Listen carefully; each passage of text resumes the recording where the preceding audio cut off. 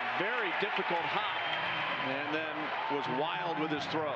He won't be credited with an RBI, but the team will, and that's all they want. Whole new game. To the gap, and that'll do it.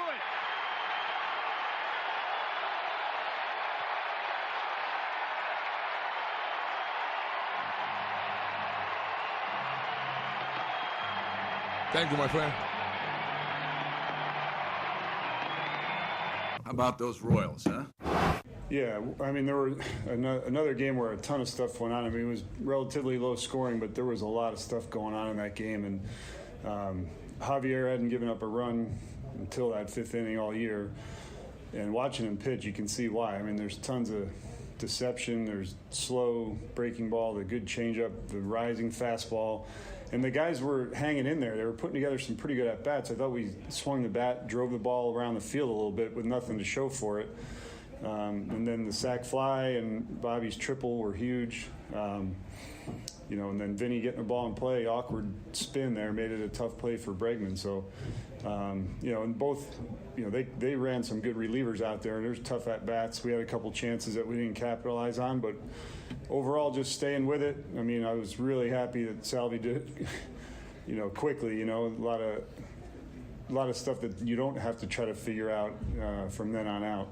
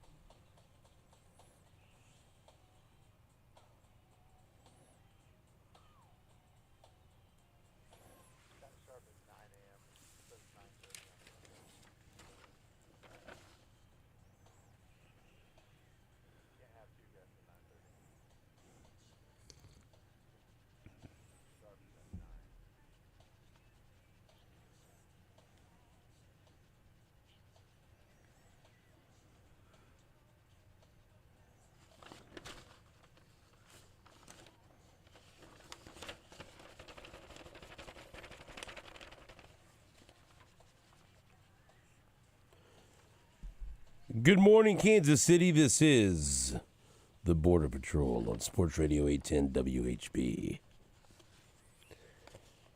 It's Wednesday, Hump Day, April 10th, 2024.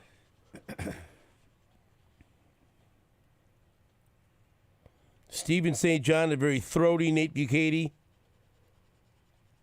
Morning. And Jake Gutierrez. And the red-hot Kansas City Royals on fire. Do not touch them or you will burn.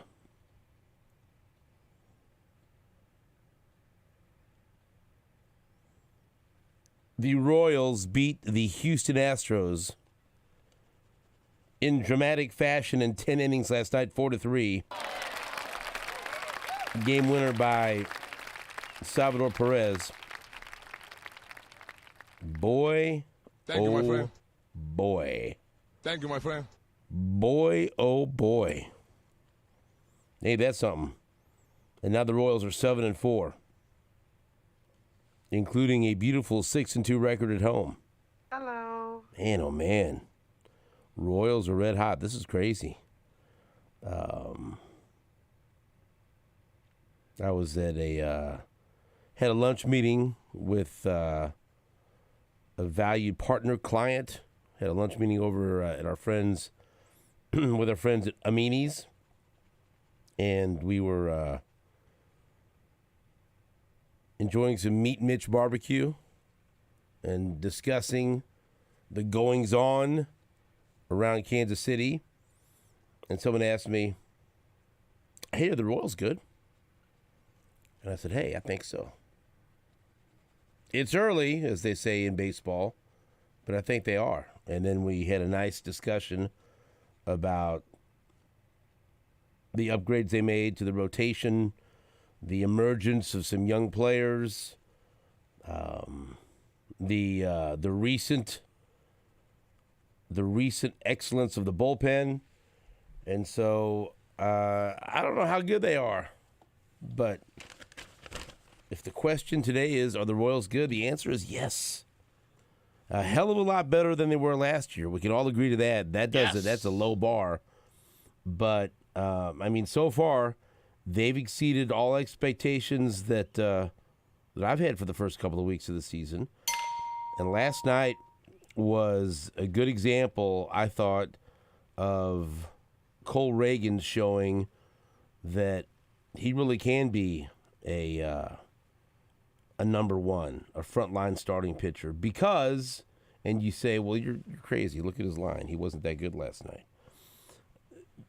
I think that, especially for a young pitcher trying to establish himself in the major leagues, and a young pitcher trying to establish himself as an ace like Cole Reagan's is, with a lot of expectations, of course, it's fun to watch them and judge them when they have no-hit stuff, or they throw 7 shutout innings and strike out 10, or have a sparkling outing. But it's when they're up against a tough lineup and maybe they don't have their best stuff, or they don't have their command, or they're fighting themselves or fighting something, and it just doesn't look like it's their night. But yet they're able to gut their way through the outing, keep their team in the game, not let things get away from them, and live to fight another day.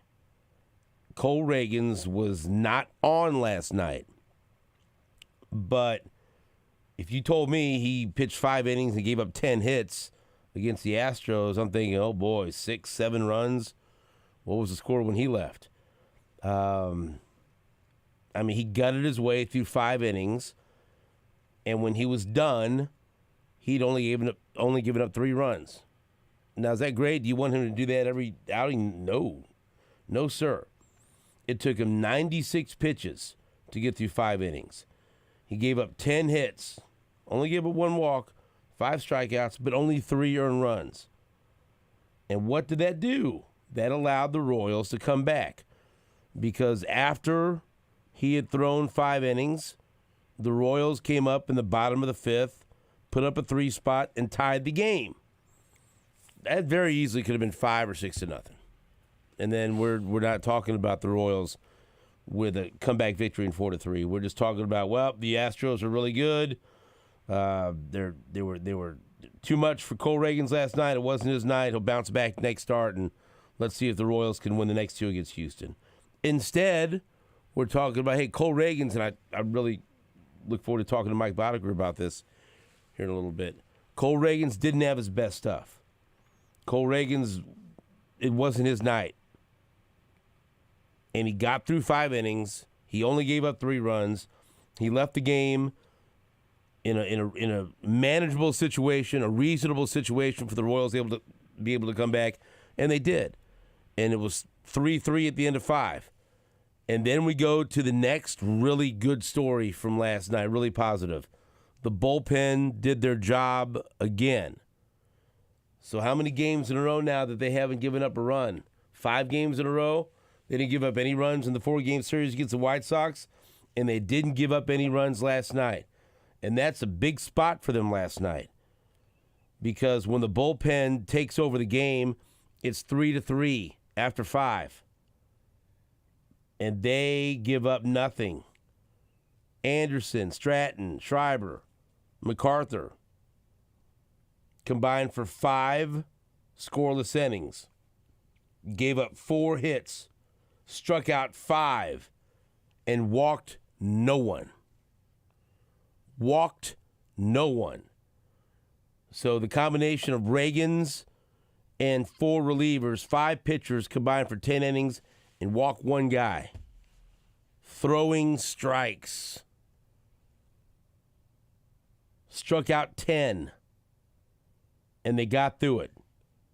And they allowed the offense. And look, the Astros are good. The Astros are loaded with good arms. They were able to get to Javier, and then eventually they were able to win it against the Astros bullpen in the 10th with a game winner from Salvador Perez. You look at the lineup, a couple of hits from Nelson Velasquez, a Couple of hits from Salvi. Bobby Witt Jr. came through again. Garcia and Bobby Witt Jr. got a hold of some balls that I saw. I think Garcia's would have been a home run in 10 or 11 parks, and Witt's would have been a home run when he flew out to the wall, like a home run in 22 parks. But whatever. Bobby Witt Jr. still had a big hit, a big triple. And so, I mean, hey, when everything's going perfect for you, when everything's going great for you, and you're not battling adversity, and you go out there and you blow hitters away, everyone's impressed with that. But you should also be impressed when you're facing adversity and you're facing a good baseball team and you don't have your best stuff, or you're battling your command and you're able to gut your way through 5 innings. That says something. That says a lot, you know. Let's not talk about what you are on your best day. What are you able to do on your worst day? What are you able to do when you're not yourself? What are you able to do when you don't have it? And so I was really impressed with Cole Reagan's being able to get through the 5 innings and allow the Royals to put themselves in position to win that game last night, 4-3. And as frustrating as it is to lose a game where you have a lead late and the bullpen blows it, this is how exciting it can be for a team to win a game when they were down 3-0, when their ace didn't have their best game, and the bullpen comes in and shuts the Astros down. You have a golden opportunity to score, and you don't take advantage of it, and you think, oh, missed opportunity there. We're going to pay for that one. Yet the bullpen still puts up zeros, and you're able to eventually win it in the 10th. And the Royals had a golden opportunity to take the lead in the 6th when Melendez walked and Melendez stole second, and then Velasquez singled. And so you got first and third with nobody out, right? You got to score. I mean, you get big eyes. You're thinking, oh boy, two runners on, nobody out. This could be a big inning. But at the very least, you got to take the lead. You got to score. You got to get that runner home from third. And I mean, you watching Twitter and listening to or reading what people were saying, Royals just lost the game there. They're not going to come back from that. You can't do that against the Astros. Because what happened after that when the Royals had first and third with nobody out? Frazier struck out. Montero comes in. Renfroe grounds into a fielder's choice at third. Velasquez the second. Melendez out at home. And then Isbell flied out. You're thinking, oh. You have to take advantage of those situations. You have to take advantage of those opportunities. And that just felt like we're going to look back at that, and that's going to be that one's going to leave a mark. But it didn't, because the bullpen did their job. And the Royals came back and won in 10 innings. So, look, I don't know where this is going. I really don't. I don't know where I'm going, but I sure know where I've been. And this team was god-awful last year. Just terrible. Terrible to watch. I'm sure terrible to play on. Terrible to manage. Terrible for J.J. Piccolo to watch. We have Scott Sharp on. A lot of people assume that he's going to come on at 9:30. He's going to come on at 9 o'clock, people. 9 o'clock. If you're hoping, I want to hear Scott Sharp at 9:30. No, 9 o'clock. All right? Talk to Jake about that. And so 9 o'clock, Scott Sharp. I'm sure, I mean, you think it was fun for him to watch that? No. That was fun for no one. The guys selling and gals selling hot dogs, they didn't want to see it. I think it was fun for Slugger. It left him speechless. They were so bad. You got an appetite? I got a hot steaming Winnie here for you. You know, you think Pasquatch like that? No. Vinny got hurt and Pasquatch disappeared. We don't even know what the hell happened to him.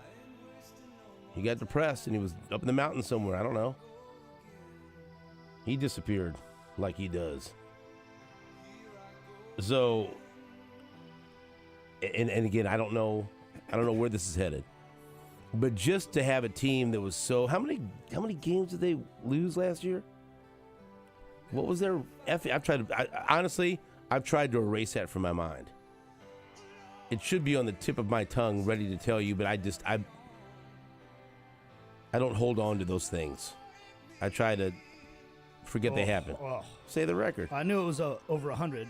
106. That's 106. I don't even want to say it. That wasn't just a bad team. So what was their record? Say the record. 56 and 106, wouldn't it? Let me double check my math here. I just want you to say it. And don't spray it. 56 and 106. That's god awful. That's right around 50 games below 500. That's terrible. That's worse than terrible. It's It's historically bad. And again, what can they be? What's their ceiling? I don't know. I do not know. But they are so dramatically better. Dramatically better. And it's not smoke and mirrors. We've talked about the real reasons. All you have to do is just, hey, let's compare rotations. And right there, anyone that knows anything about baseball could just look at the rotations and think, damn, they were able to rebuild that in an offseason? Okay. How do they do it? Well, the trade for Cole Reagans last year, and he was part of that, but he certainly wasn't the reason why they lost 106 games. But they acquired Cole Reagans last year. They open up the checkbook, and they sign Michael Wacha, and they sign Seth Lugo. Brady Singer has been the holdover. The Holdovers, starring Paul Giamatti. Watch it. Very good. He deserved an Academy Award. Excellent performance. Thumbs up from Jake. That's our guy. I'll watch him in anything. Doesn't matter. And then the emergence of a young guy in Alec Marsh who won the job to be the fifth starter. Sounds easy, doesn't it? Well, it's not. To have this revamped rotation. And I'm talking about comparing it to opening day last year. They had to make one of the best trades they've made in the past couple of decades. They had to go out and pay two guys, kind of overpay two guys to come here and pitch. They already had Brady Singer, and then a talented prospect who's always had good stuff, but has just put up just not very good numbers in the minors. How seemingly put it all together, and they've turned him around to the point where he went out and got the fifth starting spot. Back to the drawing board. That sounds easy, but it's not. That's how it came together. And they did go out and make key acquisitions and add to the bullpen. I didn't want to hear about that the first week of the season. I didn't like that bullpen. Bad bullpen. Boo. Now I like this bullpen. This bullpen's not giving up any runs. And they were aggressive in trying to, rebuild the bullpen. Yes. Signing Will Smith, signing Chris Stratton, trading for Nick Anderson. They just didn't sit on their hands or their thumbs or whatever. Ned Yost used to say, sit on your thumbs. Sit on. He said you did. By the way, 106 losses last year ties the franchise record for most losses in a season. The 2005 Royals also lost 106. I traveled with that team. That was I'm not sitting there sitting on my thumbs, I'm just... Right. They did not sit on their thumbs in the offseason. All right? I'm not sitting there sitting on my thumbs, I'm just... Boy, Jake really gets a kick out of that. Oh, Nedley. Surprised it's taking you this long to play that since your return. I haven't heard from Nedley for a long time. Glad I was able to trigger that for you. I'm not sitting there sitting on my thumbs. You know, I'm just Good. And also, and remember, speaking of your analytics guys that you took to task yesterday, you remember back in February when the Royals traded 22-year-old prospect David Sandlin for reliever John Schreiber from the Red Sox? Boy, people were pissed off, you know. What are they doing trading this prospect for a reliever? What's wrong with them? We've got projections that say he could really Like a week after, this minor league system sucks. They don't have they don't have any top 100 prospects. The cupboard is bare.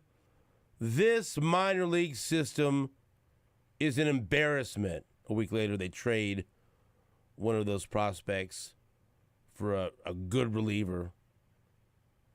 How can you trade a prospect for a guy that can help you right now?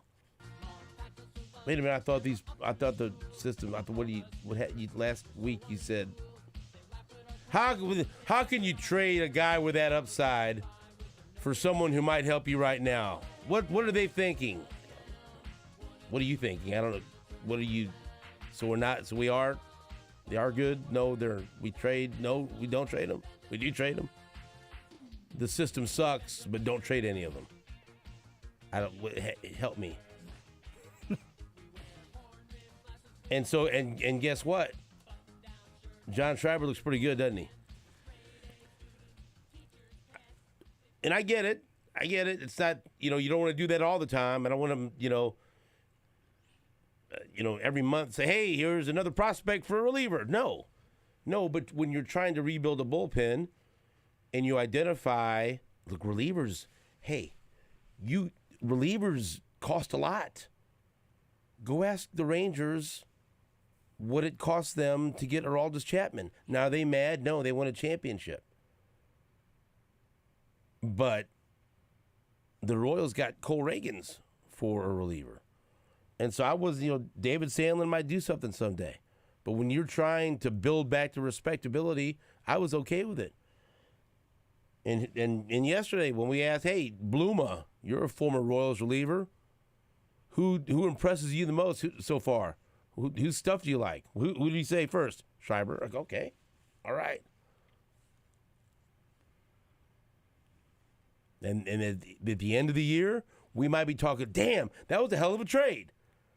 Remember when they did that deal with the White Sox or the Red Sox in February? Because he might end up being one of the most valuable relievers in the bullpen. And so, again, I just rattled off 4 or 5 moves they did to try to rebuild the bullpen. And going out and adding Hunter Renfroe. And you can agree or disagree with him. We'll see how it works out. But they added Garrett Hampson and Adam Frazier to be utility guys. I mean, they did a lot. And so, and my point is, that gives you reason to believe that what we're watching is real. Because there's evidence, there's facts, there's moves, there's things they did that are directly leading to this hot start. And oh, by the way, they had this nucleus, like we keep talking about, that they decided, okay, after a year of painful evaluation, here's the guys we're going to build around. Bobby Witt Jr., sign him to an extension. Maikel Garcia, he's our third baseman. Cole Reagans, he's our ace. Vinny Pasquantino, he's going to be a big bopper for us in the first baseman. Now, he's struggling right now, but a couple weeks later on in the month, when he gets hot, that'll look good. Give him some grace. He's coming back from a difficult injury to come back from, that shoulder injury. I still believe in Vinny. And another one of those guys that they believe in, Brady Singer. That looks pretty good too. And so, long answer to a short question. Are the Royals, are they good? Yeah. Yes. And there's a whole bunch of reasons why I just gave you. And oh, by the way, go back to before last year, our excitement when they hired Matt Quatrero. There was no manager that was going to turn that baseball team into a good baseball team last year. And so he was part of the evaluation process. Right? You can't, I mean, did everything go perfect? No. Was he perfect? No. But they hired him for a reason. Because he came from the Cleveland organization and the Tampa organization. He came from winning organizations. His philosophies lined up with what the Royals were looking for in a manager. And so it's okay to still be excited about him, too. All right, thank you, baby. I know some of the excitement wore off. Like, 106 losses. I'm not going to hold him accountable. You know? You could bring Joe Torre in, and he'd have lost 102 games. I don't know. So, whatever. He would have found a way to manage. Right, manage it to 3 more wins. Maybe not. I don't know. I don't know why I said Joe Torre. Casey Stengel, whoever. Ned Yost, someone. Bring him. Name your manager. I'm not sitting there sitting on my thumbs. Tony Pena. You know, they revamped their staff. There's a lot of reasons to believe this is real, and the Royals are absolutely headed in the right direction. And oh, by the way, they're backing it up with some results. Am I telling you they're going to win the division? No. Am I telling you they're going to win a wild card spot? No.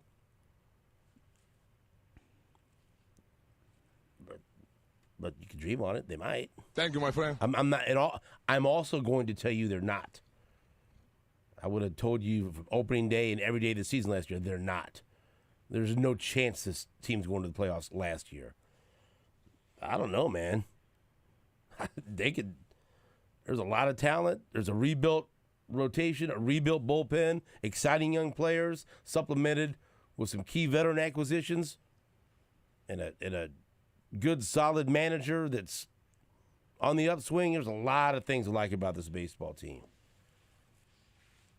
So, yeah, the Royals are pretty damn good right now, and it's fun. 7-4, and I want more. Thank you. Back after this on Sports Radio 810 WHB.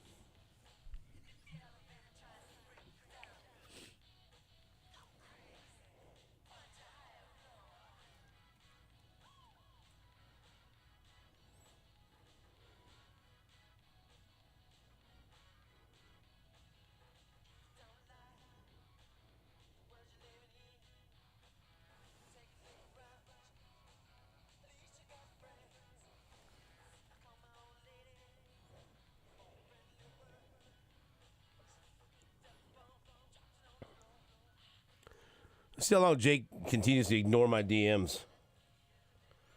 By the way, they have nothing to do with the show. So, Well, you had a couple that had to do with the show.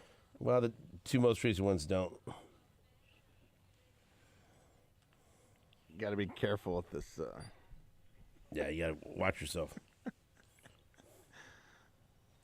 One's just a Sopranos tweet that I like. The other one we talked about in the commercial break. You think I should read that second one on the air?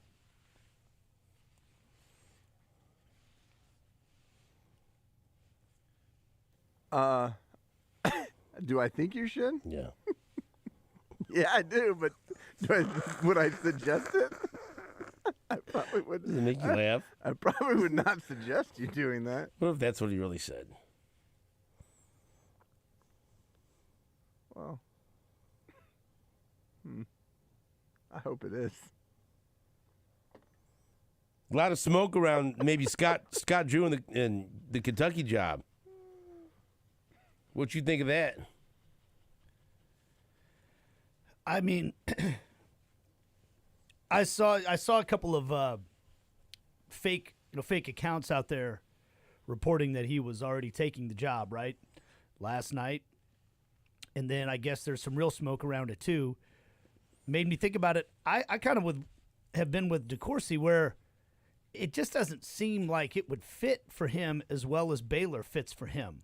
Yes, sir. But like you said, there's a price for everything. One of the guys that's usually really good when it comes to Kentucky sports is Matt Jones from Kentucky Sports Radio. Hello, how's everybody doing?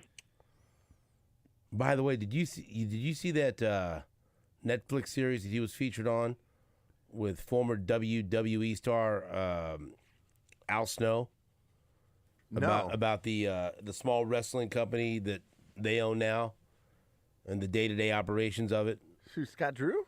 No, Matt Jones. Okay. I was like, wow. There he goes, Jake. Let's talk about Matt. No, Scott Drew does not know about Matt Jones, right? Being great at covering Kentucky, but I was like, It was really interesting. I loved Al Snow. Everybody wants more head. Dude, if you watch that, you'll love him even more. I loved him, man. He'd come out with that prosthetic Oh, dude, head. yeah, dude, it was really. It's about Ohio Valley Wrestling, which was a breeding ground for many wrestling superstars that you would know and love, Jake. But it's wrestlers. It's a docudrama or documentary series on Netflix. It's kind of got the feel of like Last Chance U or whatever, and it's about Matt Jones grew up a wrestling fan and he's a big sports radio star and owns a big sports bar, but then also owns part of this wrestling company now, and all the old school wrestlers hate him because how he's trying to change the business. It's really good, dude. It's really you would love it. You would love it. Anyway, that's Matt Jones. And he's usually really good when it comes to Kentucky-oriented news and stories. And he said Kentucky's list, last night he said Kentucky's list is number 1, Danny Hurley, number 2, Scott Drew, number 3, Billy Donovan. I would be very surprised if it got past number 2, is what he said. And he said Kentucky fans should be thrilled with any one of them because they've all won national championships. And there's only, 7 active coaches that have done that. So, we'll see. If Drew goes to Kentucky, who is Baylor's first phone call Jerome to? Tang? I'm not trying to be a smartass. That's. I mean, why wouldn't you put 2 and 2 together? And that would be your first assumption, right? There Doesn't mean he'll take the call. There was a lot of people that thought he would take the Arkansas job, and he didn't. So. Right. But that would be naturally the first name that gets thrown out there, wouldn't it? Yeah. So it'll be interesting to see if those dominoes fall. Somebody tweeted at me yesterday and said that you're motivated by this. You can't wait for Tang to leave K-State. I could find the tweet, but I don't remember even talking about him yesterday. I don't think you. If I'm just thinking purely as a KU fan, I probably would love for him to leave. But as a sports talk radio person in Kansas City, I want him to stay because I think he's going to win at K-State, and I think that we have a better job when everybody's winning around here. Jeff Goodman had this tweet. I asked 4 SEC head coaches to anonymously rank the following 6 Kentucky candidates as far as who do you fear the most coming to Kentucky. And the candidates were Billy Donovan, Sean Miller, Chris Beard, Bruce Pearl, Nate Oates, Scott Drew. Who do you think they fear the most out of those 6? Billy Donovan. Jake, what do you think their answer was? 4 sitting SEC coaches. Scott Drew. Scott Drew 1, Bruce Pearl 2, Nate Oates 3, Billy Donovan 4, Sean Miller 5, Chris Beard 6. Scott Drew. Yeah. I think I agree with that. Scott Drew. Yeah, I get it. That's interesting. I think Scott Drew be home run. I mean, look, Billy Donovan's been out of the college game for a while now. It's a different landscape. Yeah. So he might be the best coach on that list, straight basketball coach. Scott Drew's pretty good. He's a real good coach. I just wonder if his style works under that big of a microscope. I mean, Baylor, you kind of get to do what you want. There's no real microscope that you're living in, or whatever it's called, living under. We talked about Kentucky, man. That's a different beast. They want to. This matters if you win. Well, right. That's true. Yeah. If you're winning, they're not going to be. But you guys know what I'm talking about. You go to those bigger programs, all of a sudden there's more people to please. There's Hello, more how you doing? Yeah, I mean, and maybe he could turn all that charm on and be. Hello, how's everybody doing? Perfect for it. Oh, I could see them. Yes, sir. Oh yeah, liking him. Oh yeah. I don't know. Maybe it works perfectly for him there. I don't know what I think about it. I said I could see that. Yeah. I could see that working out. I don't know. He'd be very different than Calipari too, which I think the fans there would. You always want something different than the guy that you just got rid of. A new voice. I mean, they are quite different in personality-wise. That's so interesting because, again, unless it's Billy Donovan because he's in the NBA, whoever Kentucky hires, then, like you said, if it's Baylor, who's going to go there? It's whatever, what's the next domino to fall? And so, there's a bunch of schools that are like, okay, what's next? And you're right. If you're K-State fans, all right, if this is Scott Drew that goes to Kentucky, then what's that mean for us? What's that mean for Baylor? Are they coming after Jerome Tang? And are we going to be able to fight them off? And maybe they can. So I think if I were Kentucky, I think Bruce Pearl might be at the top of my list. So if that was your school, that would be the guy for you? I think that would be number one. I was just thinking about that. If this was a school I was rooting for, what would Now that's with my limited knowledge of what Kentucky really is. You know what I mean? Because we have our perception of what Kentucky is as a job from here, not being right in the thick of it. But just say it was KU. If it was KU, well, we got to have Hurley. I mean, that's. I know he's not taking the job. How do you know that? I mean, because he's an East Coast guy. I mean, I'm running that through my mind. Oh, yeah, try. I think him say no. I think Billy Donovan would be my guy. There's a shelf life to that, though, I think, man. Yeah. That reminds me of remember for a while, every NFL opening for a head coach, Bill Cowher. Got to call Bill Cowher. Yeah. And at some point, no, you don't. Right. You don't have to call Bill Cowher anymore. I think we're getting, at some point, close to that. Yeah. Sure. Maybe. You know what I mean?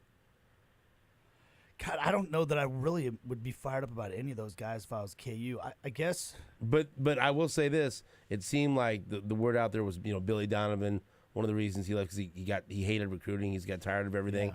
It's different now. Just pay him. Yeah. It's different. It is a lot different. So maybe that would be more attractive to him. But still, it's just there's a certain shelf life to being gone and being able to come back. And for me, it'd be between Scott Drew and Billy Donovan. Yeah.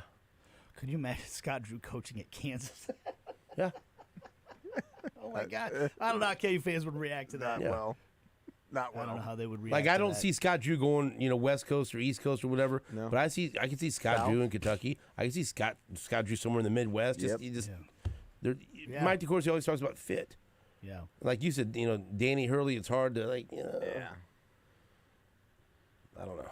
Yeah. Interesting. We'll take a break. Back after this on WHB.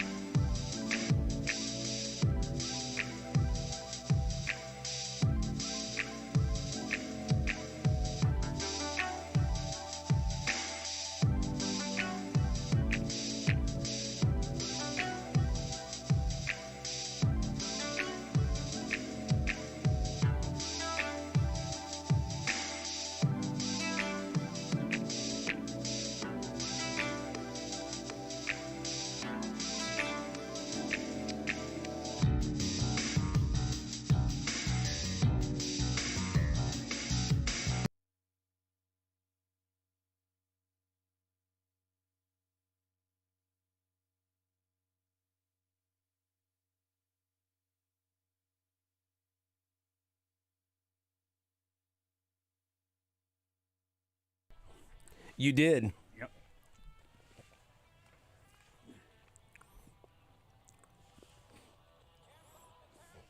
Welcome back to the Border Patrol on Sports Radio 810 WHB. Mike Bodeker's in here. Mike, let's listen to, I'll let you pick. Would you like to hear from Salvador Perez or Bobby Witt Jr. or Cole Reagans? Well, watching the game, I'd like to hear Cole Reagan's thoughts on how he felt last night. All right, then. Shockingly, the starting pitcher wants to hear from the starting pitcher. Let's hear Cole Reagans and what he said after the game. A lot of pitches through the first 2 innings. Felt like I finished strong. Felt like I made some good pitches when I needed to. Bases loaded, no outs. Getting out of there with 1. I thought that was really big. But yeah, I thought I made some bad pitches that they made me pay for, but I also thought I made some good ones that they just put a good swing on it. Well, what's the outcome on some of those, like when you make good pitches, isn't going the way you want it to? Take me through just like your mindset about keeping grinding like that, coming up a 0 in that 5th inning, for example. Yeah, no, it's one of those things where it's like, I make a good pitch. It's just a tip of the cap.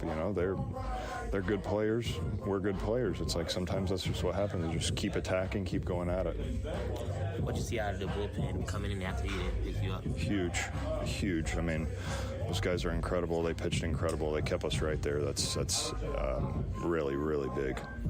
For you to be able to limit it to 3 runs, how do you feel like that gave the offense a chance to scratch back?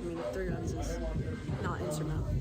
Yeah, those guys can put up a crooked number at any point. So that's my goal, is just keep us in the game, because I know at any point they can sit there and they can score 2-3 runs in an inning, and then we're right back in it, got the lead.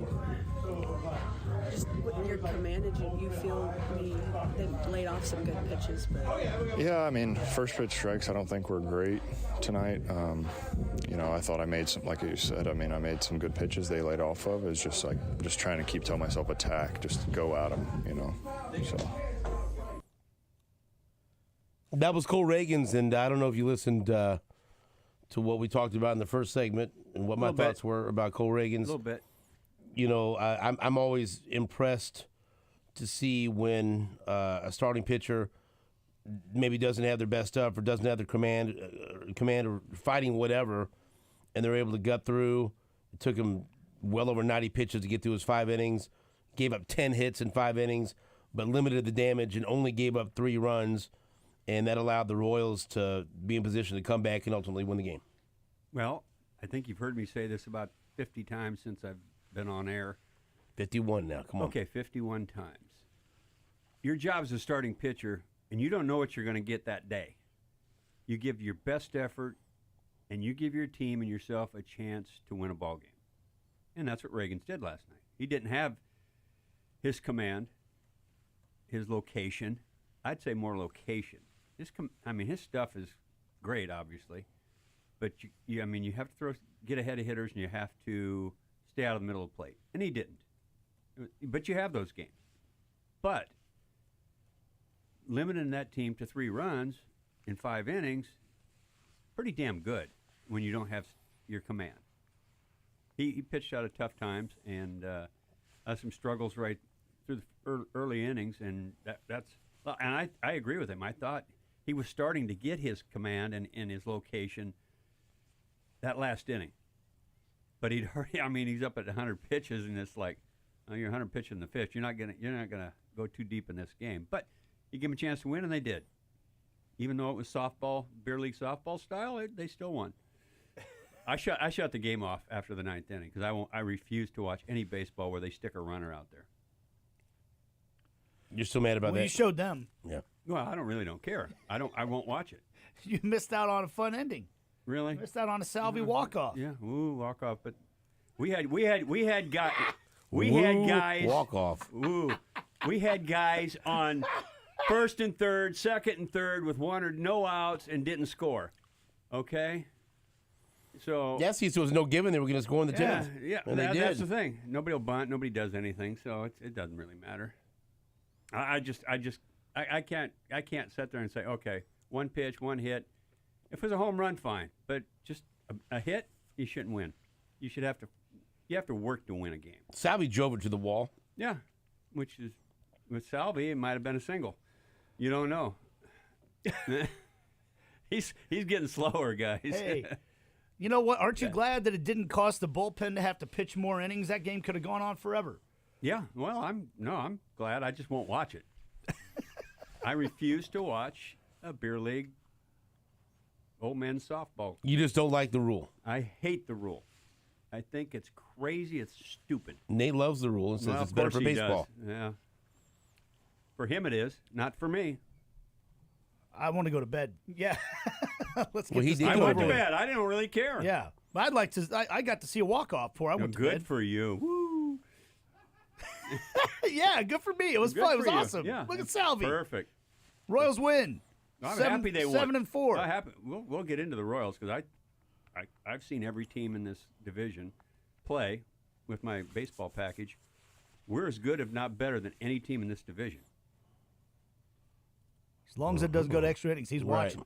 I won't watch extra. I didn't go to bed because I watched episode 1 of season 2 of American Rust. No one Do told you me that was ever bad. sleep? No. Did you not? Did you watch season 1? I did not. With Jeff Daniels? What's it on? Isn't it on Prime? I'll check it out. Oh, it's really good. Oh, I think we talked about. It's been a little bit since season 1 came out. I think it was 2021. He was in the mountains. It was really good. I missed about 2 years of TV. Well, You didn't miss anything, brother. Thank you. I get it, Bod. You do. I do. I don't love the rule. I just I I'm don't not like gonna it. let it. I don't like it much. I'm not gonna let it ruin my enjoyment of the game. I think that rule should be instituted in like the 13th inning. I think you should at least 12th. 12th's fine. I'd be all right with that too. But just to start straight up in the 10th with it, I'm not about that. And I get it. A guy who played as long as you did, changing the game. I pitched in the 18th inning out of the bullpen one drastic. time. No, But hey, see what you got. I get it. do you? I do. I'm not a fan of it. I refuse to watch it. That's my choice. Right. I won't. I shut the game off. I will not watch it. I think you watched it. No, I did not. I You can ask my wife. Game off. You protest too much. You know Can't what? stand the I'm rule. not kidding. I think he watched it. He did. And I he did doesn't not. want us. I promise you. And he doesn't want us to believe he watched it. I think he watched Do you have your Holy Bible in your bag? No, I will no, swear let's on not that. go Holy there, Bible. Bud. Come on now. I can. Oh, What? I He has a Bible in his bag? No, he didn't. I might have one in mine. Good. Get it in here. I'll put my hand on it, and I'll swear I did not watch the end of that game. No, but shut it off. this is the true story. You probably say this. I had to download. This is so funny to me. I had to look up and download a prayer to say before taking a test for Selena last night because she's nervous about a test, and so we looked up a prayer before testing. Who's and who's a patron saint of taking tests? There's an Yeah, there we go. official prayer to so. Yeah. I had I to hope swear it on works. She's I got hope it tests works. today? that. I hope so. Yeah. Well, I'll pray for her. Yeah. She'll do great. Patron saint of taking tests. Yeah. See? Stephen St. John. I wish I knew about that saint in There college. it is. Prayer before a Prayer test. before a test. There you go. We said it together. I had to read it out loud. That's nice. Did you do it in your voice? I tried. Well, I just, I said, I hope this works. Your for your special sake. voice? Yeah. We'll take a break back into this on WHP.